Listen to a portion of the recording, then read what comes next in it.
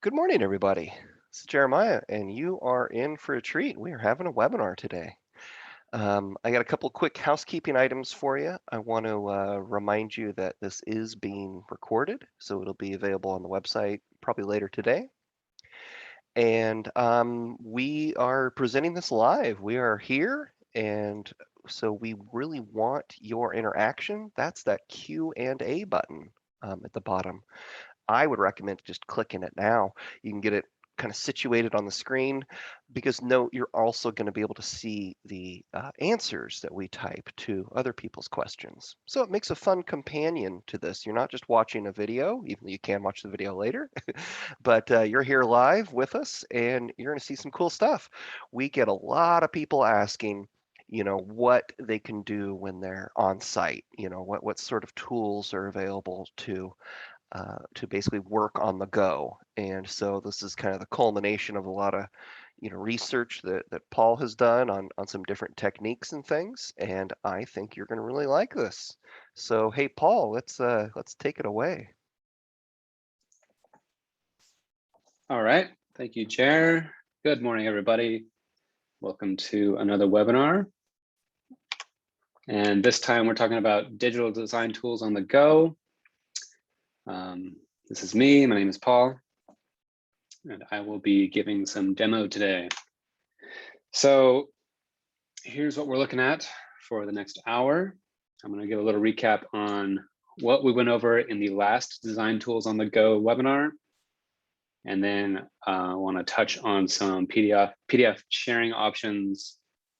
And then really the bulk of this presentation is going to be rendering a landscape plan on a tablet, specifically an iPad Pro. And so after we talk a little bit about PDFs, I will go into how you can set up your files to be used on the iPad, and then some techniques on actually rendering it and kind of what my experience was when I got to try that out.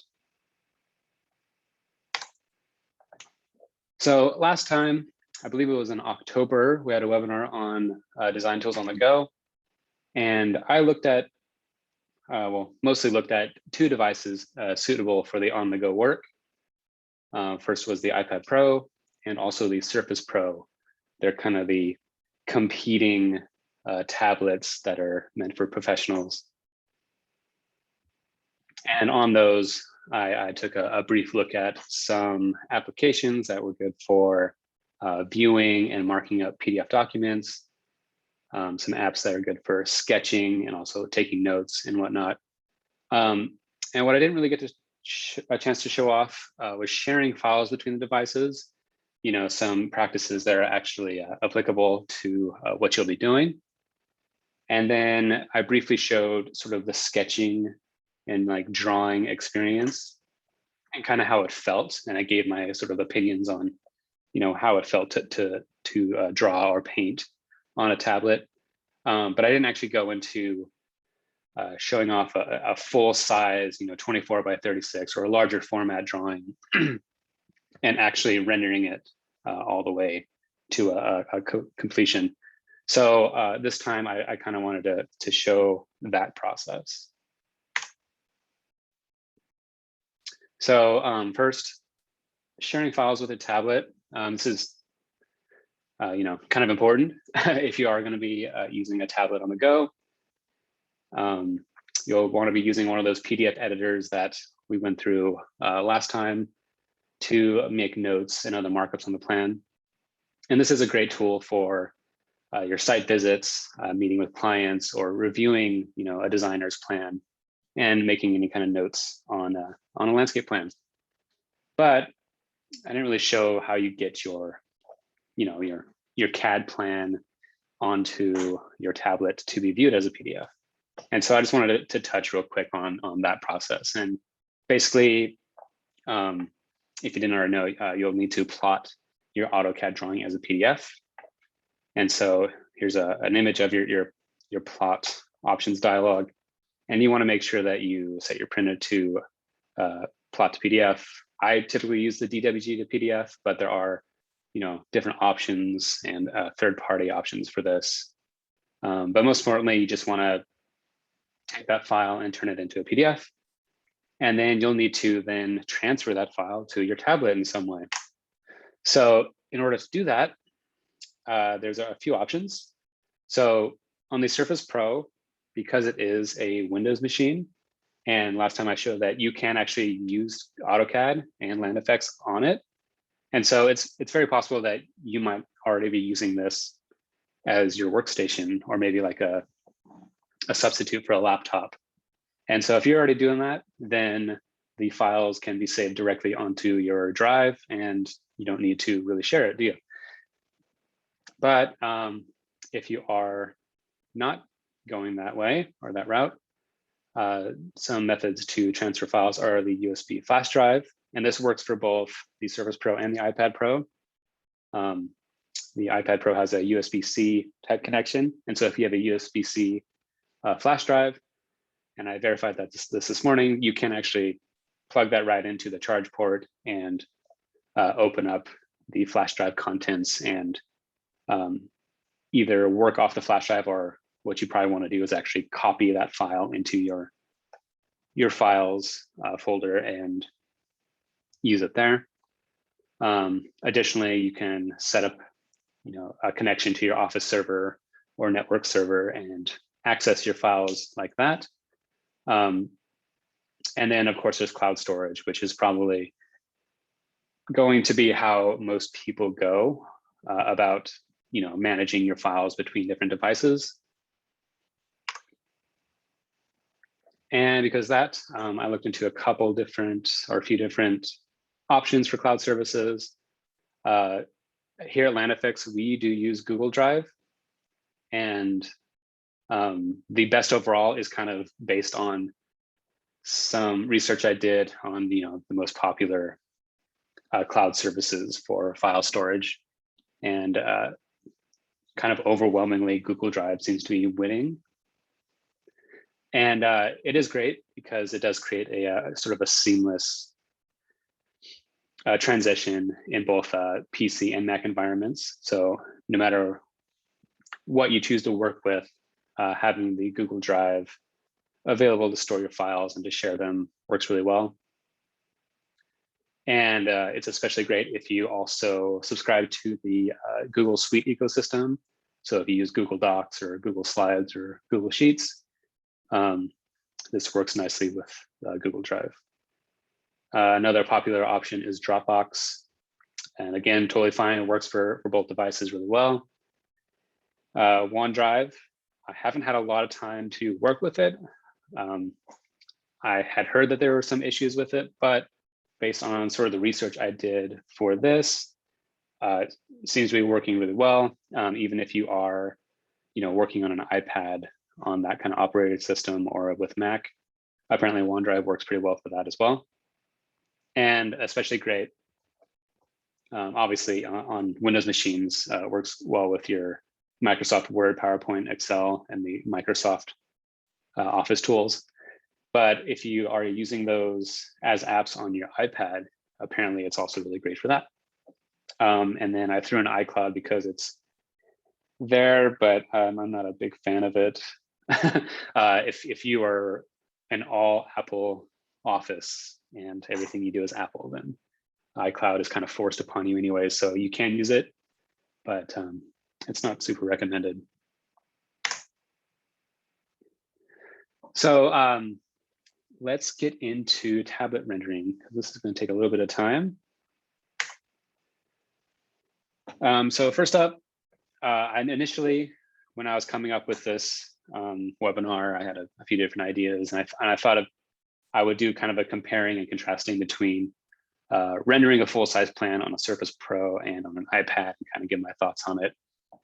But the more I dove into this and research I did, the Surface Pro is totally viable, and it works fine for this.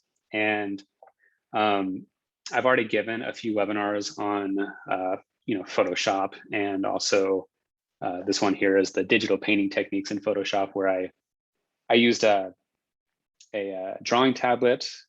It's not like an on-the-go tablet. It's like connects directly to your computer. and uses the Photoshop on that, but the process is largely the same. And for the sake of redundancy, I didn't want to just kind of do the same thing that I've been doing. And I mean, what I'm going to show on the iPad is already going to be somewhat redundant with some of the things I've already shown. But also I found one of our users named Eric Arneson. I'm not sure if I'm saying that right, but he has a fun social media presence, but also has a lot of YouTube videos on rendering processes. And there's one in particular that I watched up here called Landscape Illustrative Photoshop Plan, where he uses a surface book to render like a residential landscape. And it's great. And it really shows all the different techniques for that. And the Surface Book is different than the Surface Pro, but the experience is pretty much the exact same thing. You're still working in Windows with Photoshop in its full potential. So because of all that, and because the Surface Pro, it can handle it just fine as long as it has the hardware specs needed for Photoshop. I'm pretty sure any new model now could do that. I didn't want to just show that, so I was looking for something kind of new to show off, and so I decided to go with the iPad Pro and just kind of show what the experience is like rendering on the iPad. And yeah, so in preparing for this, I had some questions, and it kind of led me to bringing this webinar topic up. And that was in the previous version, or in the previous Design Tools on the Go webinar, I had shown bringing in some smaller PNG images and what it's like to draw on them in Paint. But I didn't actually bring in like a full size sheet to be rendered. And so I was curious to see if even the iPad could handle a larger format document like that. And so I came into this webinar with a few questions. One, can a larger document be rendered on an iPad?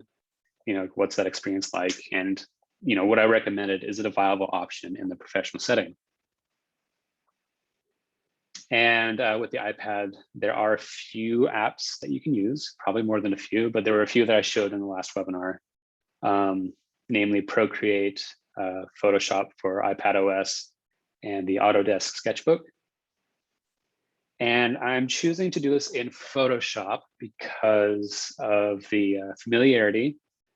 Most people are pretty familiar with Photoshop already. I would have done it in Procreate because I much prefer Procreate on the iPad, but in order for Procreate to run smoothly on the iPad, it has its limits, and the larger your document becomes, the fewer layers you're allowed to put into your drawing. And I didn't want to have that limitation on layers. And then Autodesk Sketchbook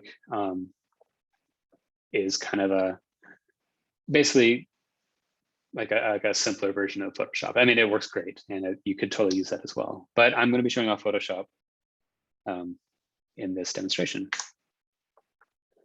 So in preparing to render a drawing in Photoshop on the iPad, I first had to set up my files. And in order to do that, I first plotted a few different PDF files with different layers of landscape. If you've watched any of my previous Photoshop webinars, I pretty much repeat the same process every time. But basically, I plot a single sheet as a PDF for trees, shrubs, ground covers, and then sort of your site or baseline work. Additionally, if I had elements such as like site amenities or furnishings, I'd probably want to plot those out as a separate PDF as well. Basically, having those different layers, you can bring those into a Photoshop document as different layers and be able to manage each of those sort of landscape layers pretty easily.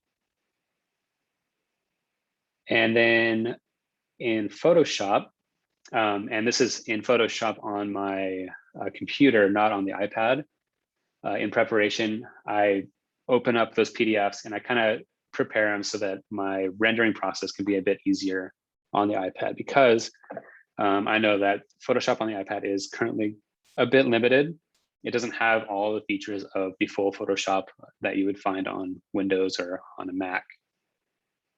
And so with that understanding, I made some initial selections and fills on what I call base layers. And I'm going to show setting this up here real quick. But I made some initial selections and fills on base layers for the trees, shrubs, ground covers, paving, etc. And the reason I do that is because there's no magic wand tool on the iPad Photoshop.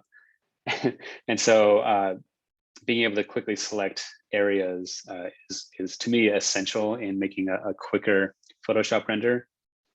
And so however I can facilitate that before moving on to the iPad, I would recommend doing that.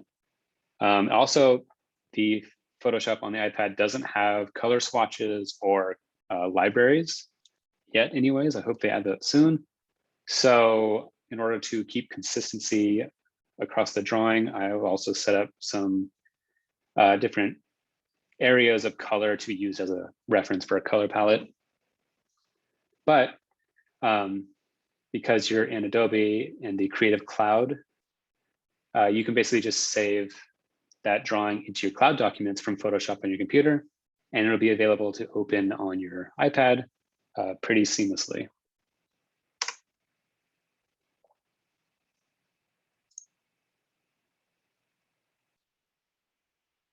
Steve Bauer did just ask if I could recommend a pen for the iPad Pro. And I have a bunch of different videos where I'm going to be showing working with the iPad Pro. But basically, I use the Apple Pencil 2, the one that is compatible with the iPad. And it's pricey for a pencil, but it's great. I absolutely love it. So let's look at the setup here. I'm going to go into CAD. And here I have a little landscape plan that I threw together for this, where I have a house and some ground covers, and this is like a paving surface and a deck and some pavers. And what I want to do is, like I said, plot these out as different PDFs to be used as layers in Photoshop. So my method for this, if you've already seen my Photoshop webinars before, please bear with me as I quickly go through this. But basically, you want to hide layers that you're not going to be plotting. So I'll start with the base, and luckily my site base is on the XREF layer, so I can isolate. No, because it's an XREF. Not that. One second here. Hold down the Shift key, turn that back on.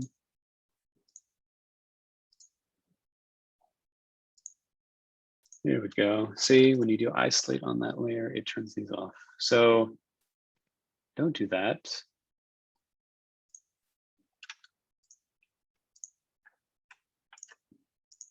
Instead, if you're going to be quick about this, you can select your layers, holding down the Shift key, and just turn off those other layers.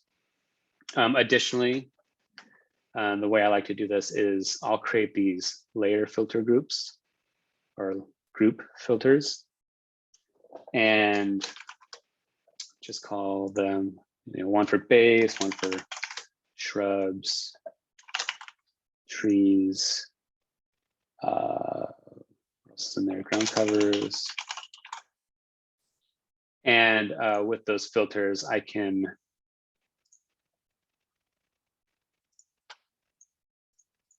go in and basically just drag and drop the layers that fit within those filters. So for trees, I want to select the layer, any layer that says tree, so LK tree, and then also the LP tree, and I can drag and drop that into my trees folder. And so you can see that all my tree layers are in this group filter. And what that allows me to do is you can isolate the group. And that'll basically freeze every layer except for my trees. And I can continue that process for my shrubs. So if I go to all my LK shrubs and LP shrub layers, put that into the shrubs group filter.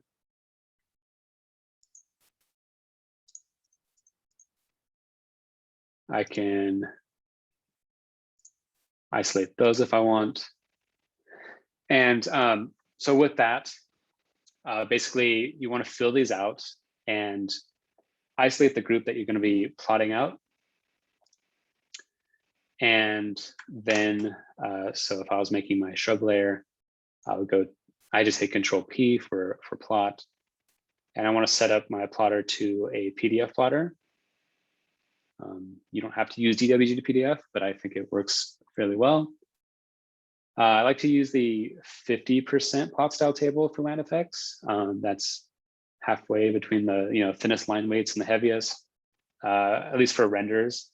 I'm not big on like super bold line work on these, but if you are into that, I would move this up to the full LFX CTV.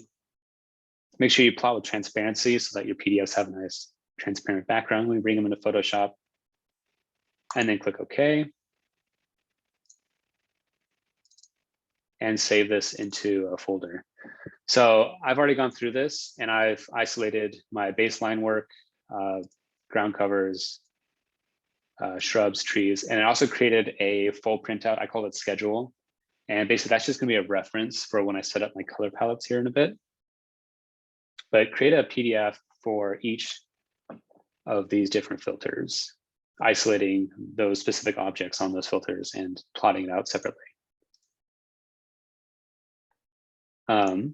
So that when you're done, you should get, here's what the base looks like. Here's the ground covers PDF, shrubs, and trees. And I'm choosing to leave the shadow layers off on the trees and shrubs because I can add those in Photoshop pretty quickly. And I'm going to show how I do that. And then here's the schedule one. Basically, I just plotted the whole thing out and I'm going to isolate the schedule. But once you have your PDFs plotted from CAD, you're going to want to open these up in Photoshop and combine them into one document. So to do that, I like to start with the base, and I'll just right click and go to open with Photoshop.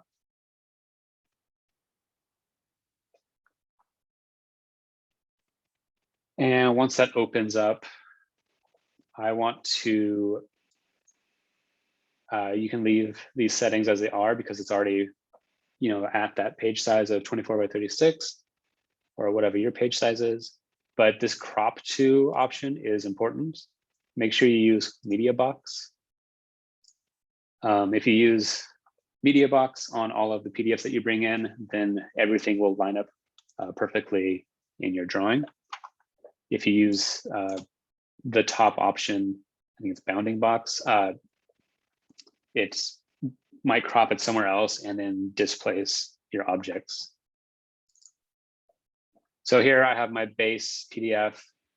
Since I plotted to transparency, I have a transparent background. So first thing I'll do is I'll create a new layer and I will just fill it, my fill tool, white, so I can see what I'm doing.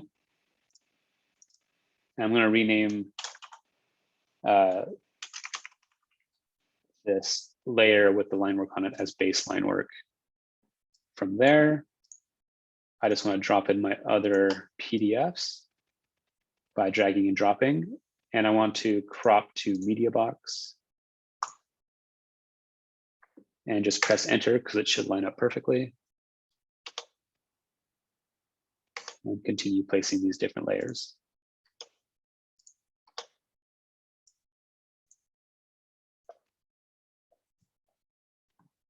And from here, if you are on a Surface Pro, you can basically just start at this point and keep going. So there's that. But because the iPad is kind of limited, I want to do a few things to make my life a little easier. So first thing I'm gonna do is this schedule is just here for reference. So I'm going to just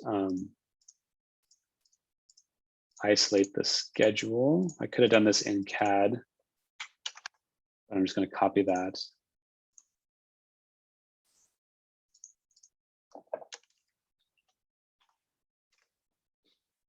And put it down here, kind of out of the way and small. And the reason I'm doing this is that because there's no swatches or libraries available for color. And in previous Photoshop webinars, I've gone into a little bit more detail on setting up libraries for color palettes. I like to have consistent colors as much as I can. And so I've set up different shades of green and material colors that I want to use in a landscape plan. And because that's not going to be available on the iPad, I want to make them available. And so the way to do that is to say, start with my two concrete colors, make that active and take a brush tool, just like a normal circle brush tool, and drop that in. Because the eyedropper tool is available on iPad. So I can use that to quickly select these colors that I have in my palette. And then the reason that the schedule is there is that I can place these colors that I want to use for these specific plants. So this carex, I want to shift between this kind of apple green and slightly darker than apple green. And let's see, I want my myrtle to be these two shades of green. My jacaranda to be these two shades. And so basically just adding in your color palettes in here so that they're quickly available on the iPad. And I did that, and you'll see in the videos I shot that I've filled out the rest of the shrubs and the ground covers and added some text for the deck and the concrete just to make it clear as to what they pertain to. And additionally to the color palette, I want to make some fill layers. So I call them base layers. I guess it could get confused with my baseline work, but like my shrub base layer will basically be a solid fill of color that is under all of my shrubs. And that'll make it easier for me to select all the shrubs at once when I'm rendering this. So to do that, I just want to select my shrubs layer, use my magic wand tool, and select everything outside of the shrubs. And then go to select inverse so that the selection moves inwards onto the shrubs. And then I'll create a new layer and I'll fill that in. And I'll just call this shrubs base.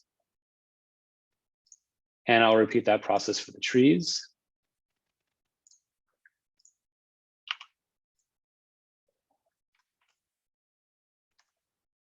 But the trees I know are going to be, or at least a few of them are going to be white symbols that are faded. So I'm just going to use white to fill those in.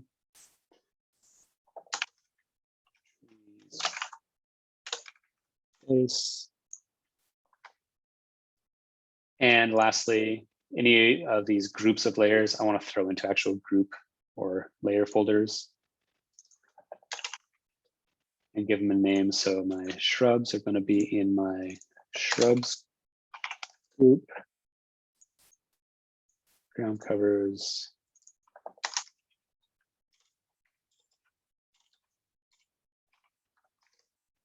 in the ground covers, etc. And so that's just the basic setup. I think if I was going to do this again, I would make selections also for the hardscape and the ground covers, because as you'll see, I have to kind of do it manually on the iPad, but Once you have your setup and you're ready to start rendering, go ahead and go to Save As. And save it to your cloud documents. So just want to call this Lobster, because we call this the Lobster Mansion. It's one of our, I guess, fantastical architectural drawings. So now that that's saved onto cloud documents, I can move to the iPad. So when I open up my iPad or the Photoshop on my iPad, I get this screen. And right here, I have Lobster. So it's all ready to go. That's kind of the beauty of the cloud documents and why you should save it there. So it's just ready to go. And any change you make to it is kind of automatically saved.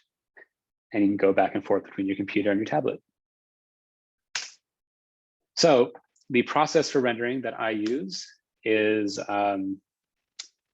basically I start at the ground plane and move my way up. So I'll start with paving and then do like ground covers. And then I'll do like that deck and everything. And then I'll move up to sort of the mid-height objects like furnishings and shrubs and whatnot, and then kind of move up until we get to trees. So I'll start with the paving, and always remember that this is fun. At least it's fun for me.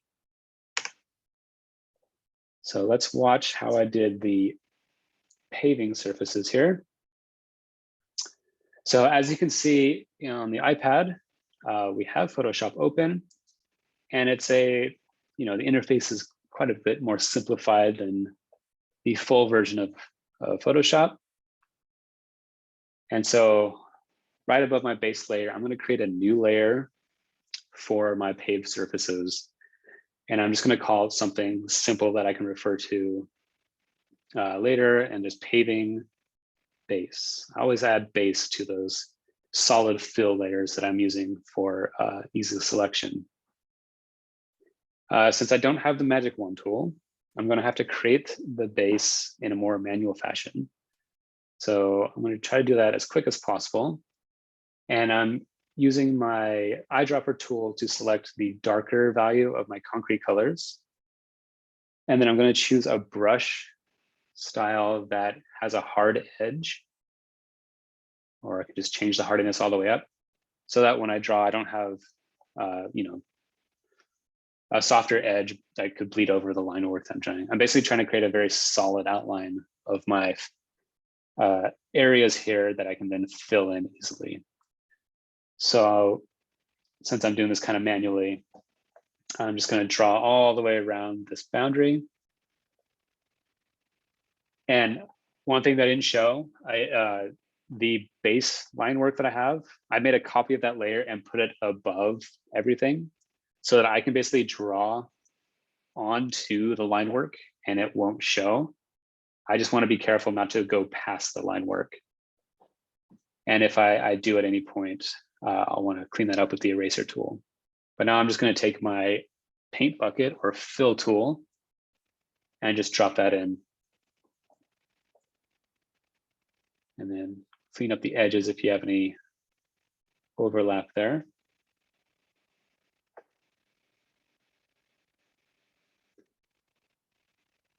And clean up a couple more edges.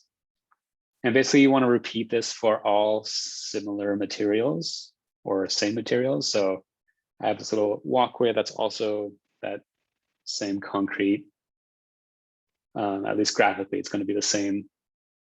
And I've got this little space under a gazebo that's also concrete. And this time I'm just using a big round brush to kind of fill that in quickly.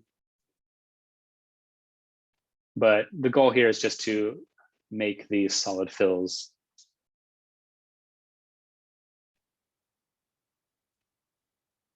And that's what it looks like. And those are all on one layer, that paving base layer. And from there, what I want to do is go into my layers and create a new layer on top of that base layer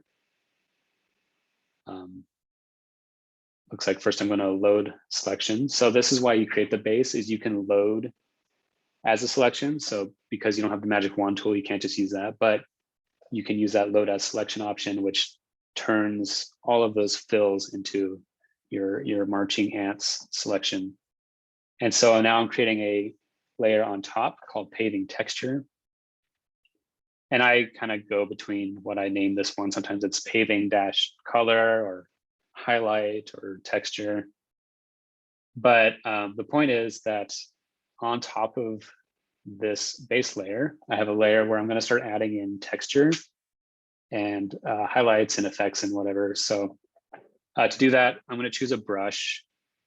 Sorry, my hand's kind of in the way, but I'm looking for a brush that's like a watercolor or some kind of, fun textured brush. And all these different, like this mega pack here, that's a brush set that I downloaded from Adobe. I definitely recommend, exploring and using different brush sets in Photoshop, no matter what Photoshop you're working in. And so this is kind of I think it's called Big Softy, and it's got kind of a watercolor effect to it. And the less pressure I put on it, the kind of lighter the paint comes out, and then the harder I press, the more solid the paint comes out. And so I'm just basically trying to create a gradient effect, starting towards the middle and moving out towards the edges. And basically I want the edges to be a little bit darker than the inside, because even though it's a flat surface, it's not visually interesting if it's just one solid color. And I forget which landscape illustration or graphics book I was reading in college, but one of the tips there was always to have a gradient on your solid or your flat surfaces. Makes it a lot more interesting. And you can make a gradient go from, like a linear gradient from one side to the other, but I kind of like these more radial gradients, so that the outside is a darker color value than as you go in. And so basically that's what I'm doing here. I'm just using those brushes. I'm changing the opacity of the brush to help feather and create a smoother gradient while leaving some textural quality to it. And then I just switch back to that darker value and just kind of go around the edges of that pool. And I'm also filling in the pool because I know that the water effects that I'll put on there are going to be on a different layer on top of it. So I don't have to worry about what I'm filling in for the concrete there. Now for these pavers here, because they're kind of a repeating shape, and I don't want to draw or paint in each one, I'm going to basically create a layer for the color. And I'm going to repeat that process of, draw the outline, fill it, add some texture. But once I have that, I can quickly copy that layer or duplicate that layer and paste it under those other paving areas. So that makes that process a little easier. Once again, I just have a hard-edged brush, and I'm using that darker tone of concrete to create an outline. And then I'm going to fill it in. Maybe clean up the edges a little bit.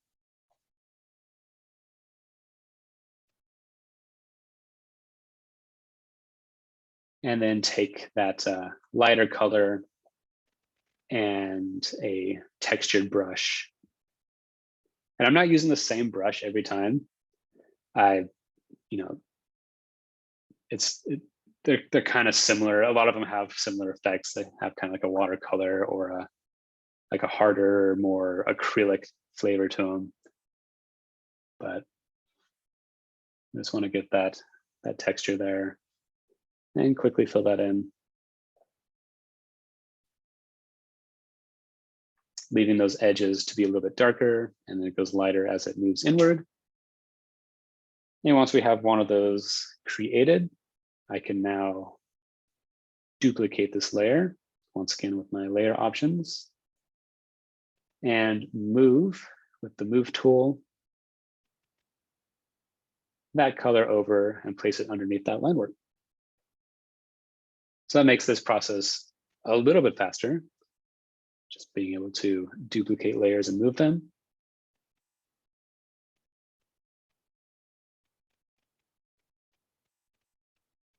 So we'll just kind of quickly go through that. And then once I had all those duplicated layers set, ready to go, I selected them and merged them all together so they become one layer.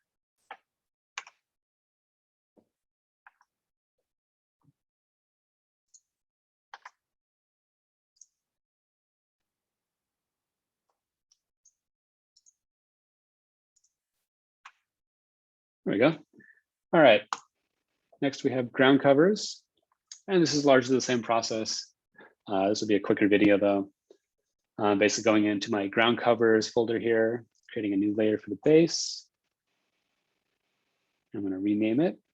And I'm going to do this per ground cover species. So I'm going to start with my Diamondia ground cover and tackle those areas first. And then I'll move on to the catmint and the carex, because they are different colors. And the reason that I like to split up these species, whether it's ground covers or shrubs, is that if I have a group of layers or one layer per plant type, it makes it easier to adjust just those plants later on. So if I find that I want to change the color or the saturation, I can do that very quickly and just affect those plants without affecting anything on other layers. So I try to set up my layers and my plant species that way. So this time I'm just going around the edges of this Diamondia that goes around these pavers. And I'm being pretty liberal with my lines here because, you know, it's an organic thing. These are plants and I don't want the edges to be super straight lines. So just being a little bit sloppy on that line work and fill it in, got my base, make a new layer, give it a name, call it Diamondia highlight or color or texture, whatever you want to name it.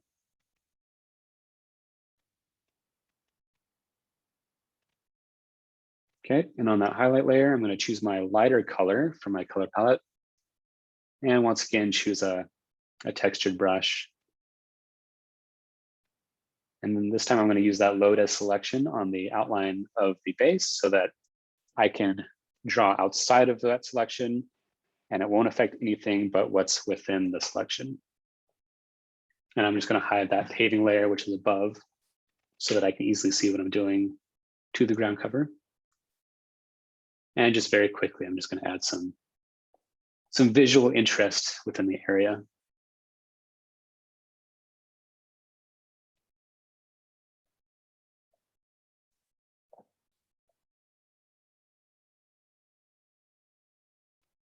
And so basically just repeat that process and eventually turn the paving back on. And once it looks good enough, I can grab my ground covers CAD layer and move it up above the color that I just did so that you see the patterns on top.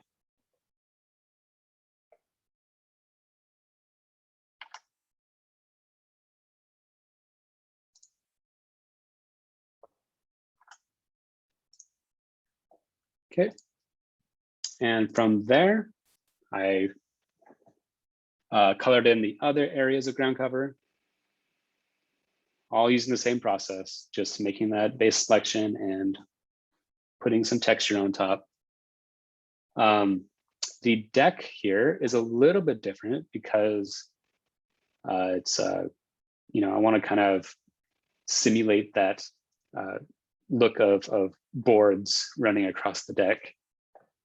And also it's almost a perfect rectangle. So I can use a tool that's in the iPad Photoshop, this rectangular marquee tool or selection tool, and actually make a selection that is a perfect rectangle. And then using the additional option for selection, I can further refine my selection by adding another rectangle in here, making sure to grab that full deck. And then I can take my eyedropper tool and take my darkest decking color and fill that in. All right. And then from there, just clean up your line work a little bit and make a new layer for the texture, basically how you're going to simulate those boards. And so the way I do that is I take a brush that's, once again, it's got a harder edge, but also has some textural quality to it. So it's not making a solid line when I draw it. And so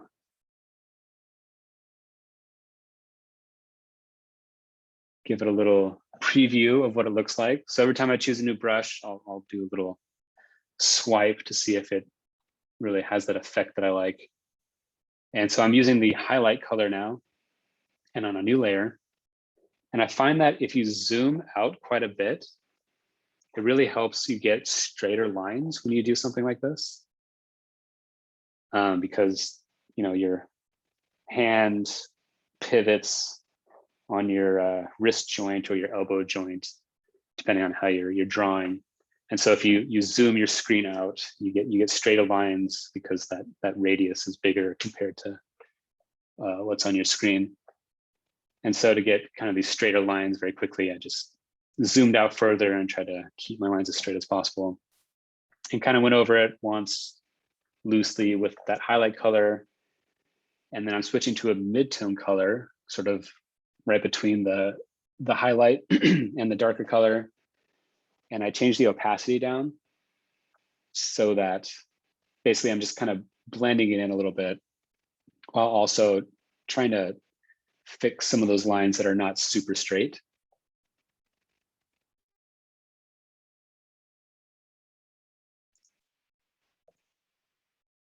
And yeah, just keep looking at it. And I'm seeing that some of the lines on the right there maybe they're a little bit askewed. So if I just keep working them over with the different shades, eventually they start to straighten out as you keep going over them.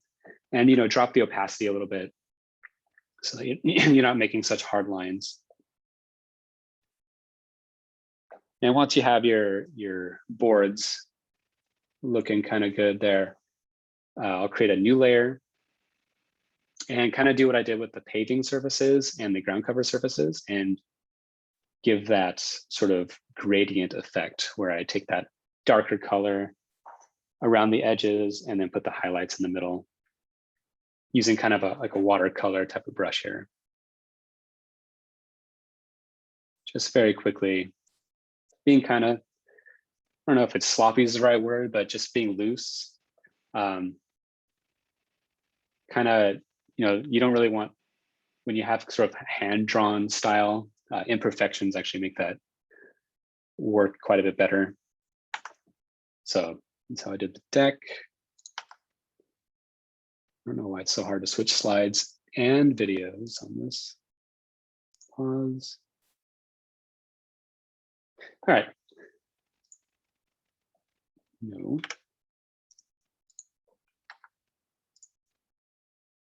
Google Slides, everyone. All right, so as we move on from those ground areas, I like to move up to amenities and shrubs. Once again, a very similar process by making your base layer and then painting on top of that with a new layer. So here's a quick demo of what I did with the shrubs. So first turn on my shrubs layer group. And I already have that shrub base that I created in the Photoshop. So I have something very quick to select. So let's start with the yarrow plant that I have here. And I'll start with this group. And I'll make a selection from that base and a new layer. And I'll call that layer the plant name. And I do already have a base, and these plants, at least for me, are pretty easy to paint over. So I'll actually just have one layer per plant species instead of having a base and like a texture layer.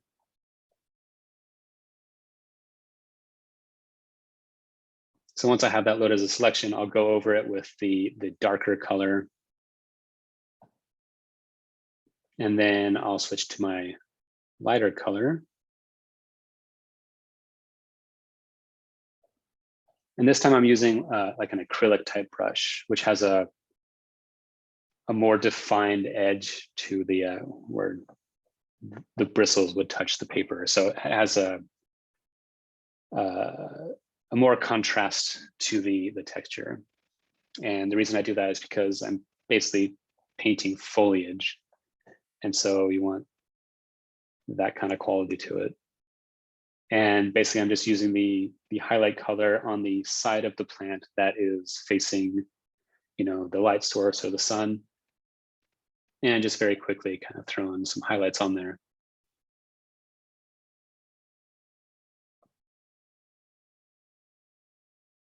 And if I turn off my shrubs layer from CAD, you can see, just what you're painting without the lines there, which could make it easier if you're treating this as a more of like a massing. But very quickly, just add in your highlights and continue this process for the rest of the shrubs in your plan. So just move on here. Just quickly painting all the different shrubs in your plan until they are, filled in and they've got some foliage quality to them, some kind of texture that faces away from that sun.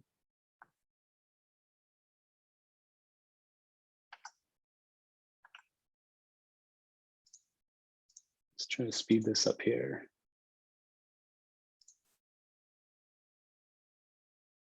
All right, so moving up from shrubs, we're going to move on to trees. The trees I filled in with white because some of these are just going to be white symbols with an opacity set to the layer. So basically half my work on the trees is already done for that reason.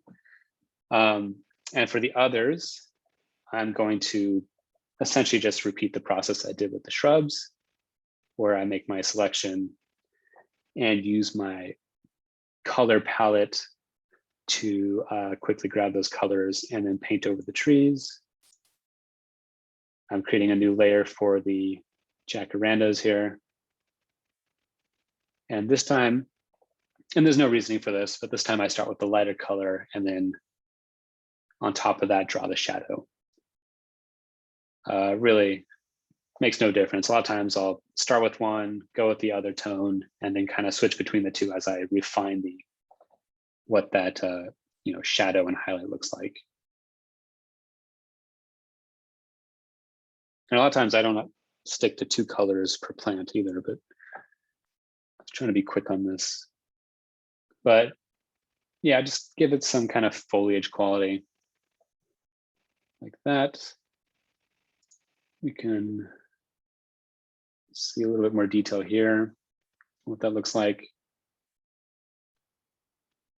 This looks like I'm using a sort of a watercolor type of brush again.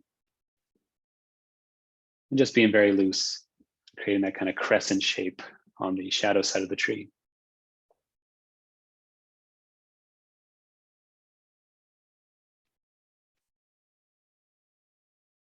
And I'm going to repeat that process for the myrtles here, but I think you get it. Very quickly paint those trees in, give them that crescent shadow. And once you kind of have your symbols set up like that, you can add some shadows to make them really pop. So I'm selecting that tree-based layer. I'm going to load a selection and create a new layer. And because those trees are now selected, I can fill in my new layer with a shadow color. So kind of an illustrative technique here is your shadows should be cool colors and your highlights or lighter things should be warm colors. So if you're creating shadows in a drawing, black or gray is kind of boring. But if you use like a dark blue or like a violet or purple even, just creates a kind of a nicer looking shadow. And then if you're adding in highlights, you want to use kind of like a yellow or an orange. And these shadows have really high chroma or color saturation to them. And the reason I chose such a high saturation of that color is because I'm going to be dropping the opacity quite a bit, which takes away from that saturation. So that when you're done, you do get kind of a very muted dark purple color. And then we're just going to repeat that same process for the shrubs, selecting that base, creating a new layer for shadows, filling it with my shadow color, offsetting it with the move tool, and then selecting the base again and deleting those pixels from the shadows.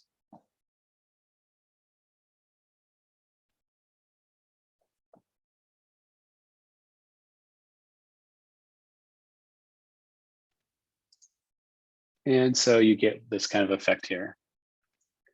So that's one thing I noticed with the Photoshop on the iPad is sometimes I try to pinch zoom and instead it moves if you have the move tool selected.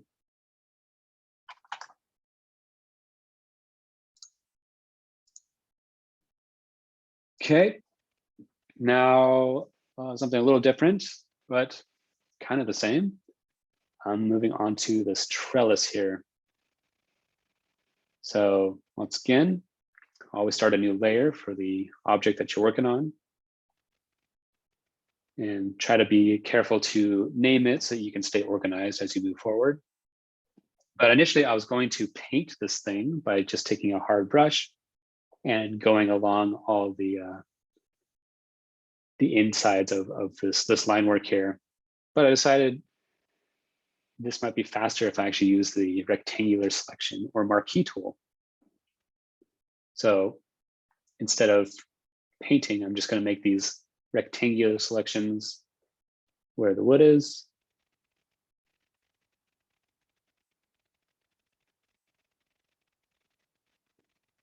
And once I have the whole thing selected, I can very quickly use that paint bucket or fill tool to drop the that wood color in there. And it's done. But because this is raised off the ground quite a bit, you want to add some shadow to make it pop. So I'm going to kind of use that same technique that I did with the trees and create a new layer and fill it with that, I don't know what you call it, like a violet, like a deep violet color. And once that shadow is filled, I can offset it using my move tool.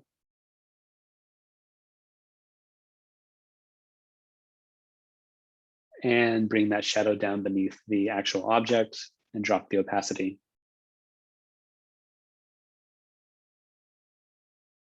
From there, it's just about cleaning up that line work since the shadow kind of moves onto the wall of the house. Let's just clean that up.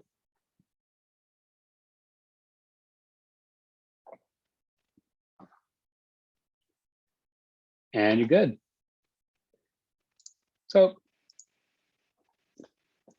final one, and I'll kind of try to breeze through this because it's kind of a lot of the same process here, but basically I want to show how I do pool water. So I take my new layer here for pool base, and I'm going to take like a nice, like a sky blue kind of, and I'm going to try to make this a little bit easier by drawing these rectangular selections like I did with the trellis. and fill in most of the area with that, so that then I have less to outline when I'm doing sort of my manual fills here. And so I'm just finishing up the outline, and I'm going to use my fill tool to fill that in. But once you have a nice clean base layer, you want to add some shadows and some of that texture and gradient effect, and then also some shimmer on top of it all. So I'm going to start with selecting that base so that I can't go outside the water when I'm coloring it. I'm choosing kind of a, my shadow color, and a somewhat harder edged brush here, because I just want like a very cleaner kind of shadow line. And basically that's supposed to be the shadow of that wall of the pool on the floor of the pool. So I'm drawing it on the side that would not be getting any sun. And then because those are stairs, I'm just adding a little bit of shadow on the other side as well. And then you can drop the opacity to get a nicer, cleaner looking shadow there. So from here, I'm going to then paint like I did with those other areas and just use that watercolor brush and give it that kind of, textured gradient look. Which we can fast forward through this till we get that. And I made a new layer called Pool Effects. And that's where I'm just going to drop in. What I'm looking for here is like a pencil, because I wanted to, if I was doing this in real life, I'd be using like a white colored pencil. And so I wanted to get like a pencil type of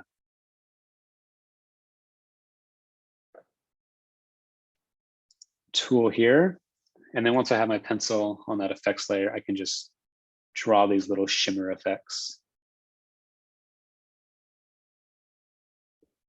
Just some kind of clean, wavy lines. Drop the pencil size down a bit to about half that size of those first few lines. And then additionally, I'm going to bring up that pencil size, but drop the opacity just to get a little bit of extra emphasis on those waves. Too much. Let's drop that opacity down a little more. Something like that. So I think that's kind of a neat pool effect. Other than the pool, you might want to add additional effects to like the concrete or your ground covers. And one thing that I like is my stipple brushes. Those I did not get from the Adobe website. I had to find those on another Photoshop assets website. But there are brushes that apply the stipple effect very quickly. So using a kind of a darker browns or maybe a dark French gray, which kind of matches sort of the hue of the concrete. I'm taking a stipple brush and I'm just going to kind of go around the edges, adding some stipple, just to give it a little more textural quality. So it's not just looks like, it's airbrushed. But this is something I like to do after I've kind of colored everything in, just add some little flair and effects like shine or stipple, and maybe this is better used on like ground covers. This hatch pattern is very uniform and looks very computer generated. So you could actually drop the opacity of that or even turn off those patterns and add in your own sort of texture. And the stipple brush is also great for that. So here, I just loaded that layer selection from the base, and then I can go through and just add some stipple effects to that grass area.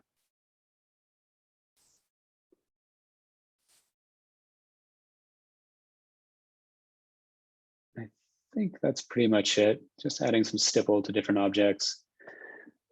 Oh, this is another one that's kind of neat, is taking kind of a pencil shadow just for low objects that don't really cast much of a shadow. And then just kind of drawing around the edge opposite of the sun. And it just makes things pop a little more visually. And because I'm being kind of loose with it, it kind of gives these lines a little bit more of a hand-drawn feel than, say, if I left the CAD lines in there.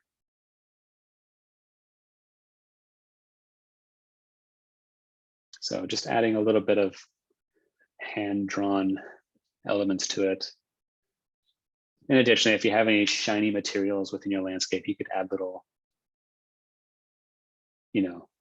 reflections of that sun if you want.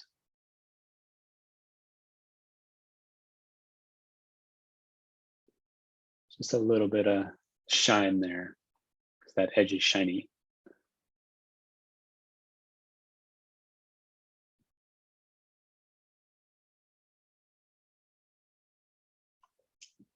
And that's pretty much it. Yeah, these effects were using a pencil brush, so you get kind of that colored pencil feel. But in the end, you get something like this. And if you really wanted to take it to the next level of that hand-drawn style, you could hide your line work from CAD or drop the opacity and just go over it again with a pen in Photoshop. And therefore you have that kind of, inconsistency and perfect line weights and circles and whatnot. Kind of gives it a more of a hand look to it. But that's about all she wrote. If there's any questions, I can answer those. Yeah, I think that was neat. And don't forget the most obvious is you could have been, sitting in a lounge chair right by that pool while doing this rendering. That's the beauty of it, right? Being on the go on a tablet. Yeah, or take it to your coffee shop or on an airplane, as if anybody works on the airplane. Exactly. Well, cool. Well, I think we'll wrap up. We were able to handle the one question that came in, and wish everyone a safe and happy weekend. And we'll catch you next time. All right, sounds good. Thanks everyone for attending. Have a good weekend.